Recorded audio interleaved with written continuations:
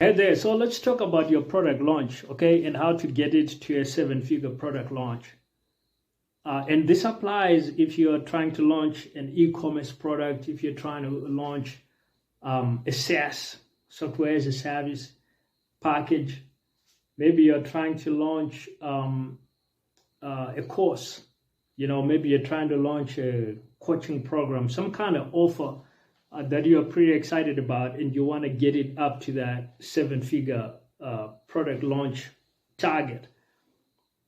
Now, there are some common mistakes that you want to avoid. And the reason why this is particularly important for you is sometimes one of the ways to make sure you can actually hit your goal is to be very intentional about what you avoid doing. And this is a lesson that I got from the great Charlie Munger. And a lot of people have, talked about this lesson. And it's what Charlie called the method of inversion. So you invert everything, like it's kind of like saying, if I wanna go to Paris or if I wanna go to London, I first begin by identifying all the directions or all the planes that would lead me away from London, right? And I say, okay, I know those are the wrong directions. So now it kind of narrows it down, where it's like none of these other planes or directions say specifically London. Something might be saying like Frankfurt or Lisbon or something. But I know for sure it's not this other plane over here that says Dubai, which is kind of like taking me away from. And so as long as I get on the London, on the Lisbon or the Frankfurt plane,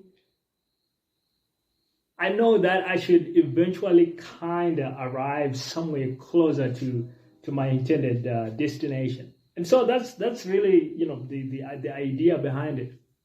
And, I think this really applies, especially when it comes to launching your product, because what makes product launches so off the mark in a lot of cases is that product launchers are just not very intentional about what they are doing.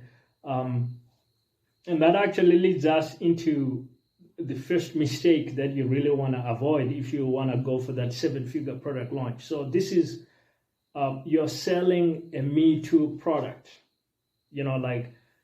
I remember doing e-commerce, drop shipping, that kind of thing, where I kind of got some of my early experiences marketing. And part of the temptation in drop shipping and e-commerce is, let's just find what everybody else is selling and sell that. Now, this works if it's a hot product, if it's something that the market really wants. But chances are that product might have sold really quickly and then the market got tired of it. Now, if you catch it when it's popping, all power to you. Like, that's a good strategy. Like, you can legitimately make good headway with that.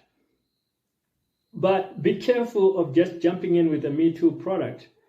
Same thing applies in info products. If you're selling a course and all it is just a rehash of what everybody else has said, it might be enough to get you to a six-figure product launch, but maybe after the 100K mark, the market catches on oh, this guy just rehashed what these other people said in their courses. And people are gonna be writing about this online on YouTube, forums, online groups. The word is gonna spread, and that's gonna keep you from getting to that seven figures with your product launch.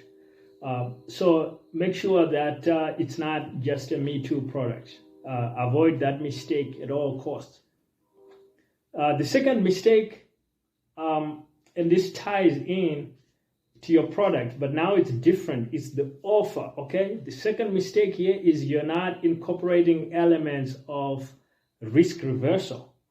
You really want to have highly intentional deeply involved risk reversal in your product offer. And this applies, think about it like if you're in the SaaS space and you're selling a software as a service. And, I've seen a lot of products where they kind of want you to jump in and start paying right away. Like they won't even let you use the product unless you put in your credit card, and some probably even just say like they want you to pay like upfront and things like that. Now that might be good enough to kind of get a launch going, but it might drag you back from that 7-figure product launch. Like you might not be able to get there just because the first people to jump in are usually early adopters, and you might only have a finite amount of those people that are super excited. They probably know your brand already. They know like, okay, this is a productivity software as a service. I use them for my, team management or whatever. And these people kind of know you already. You have a reputation with them. And so they kind of make it easy for you because they jump in right away when you launch. You say, hey, we have this plan or we have this new product. Would you like to try it? And they're willing to pull out their credit cards and buy. But the minute you start trying to scale that launch campaign and you're reaching people that maybe don't even know about you, your campaign is likely just going to fizzle out because you've run out of those people that you could attract without any kind of risk reversal. So you kind of want to think about like, how do we make it so people can at least try our product without jumping in and paying upfront? Same thing applies with, like info products and different kinds of offers. Think about the risk reversal, like maybe have a guarantee of the money back, warranty. You see this with like manufactured products, right? Like you buy a new car and like manufacturer's warranty, like, and it's like 36 months or some crazy. So because those guys know like, okay, if we want people to trust this product, we gotta reverse the risk for them. And mistake number 3, you really want to avoid this is you have no traffic strategy. And this goes back again to just being very intentional. A lot of product launches are so excited they finally got the features of the software together and everything is right. And then they just want to launch. Okay, and they jump in, but they have not been intentional. They think launching is the finish line rather than the beginning. And so they haven't really planned like a traffic strategy. And I think a traffic strategy, that's a big, big mistake because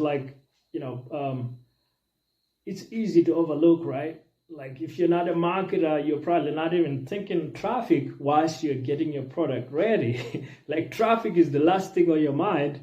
But that's what's gonna kill your campaign and your product launch because you didn't get traffic.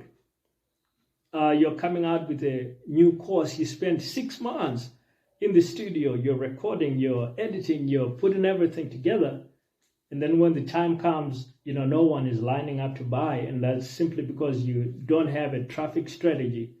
No one has really heard about you. No one is coming to your website to check out this new thing that you've made. And so traffic, you really want to be intentional with that. Like, I would advise, like, look at all kinds of traffic that you can bring to bear in your campaign. So those are the things to avoid, guys. Like, you really want to make sure, like, you avoid those common mistakes that will sink your product launch and keep it from success. Now, you can also grab my Solopreneur Profits Bootcamp to learn how to sell more of your products. The link will be in the description.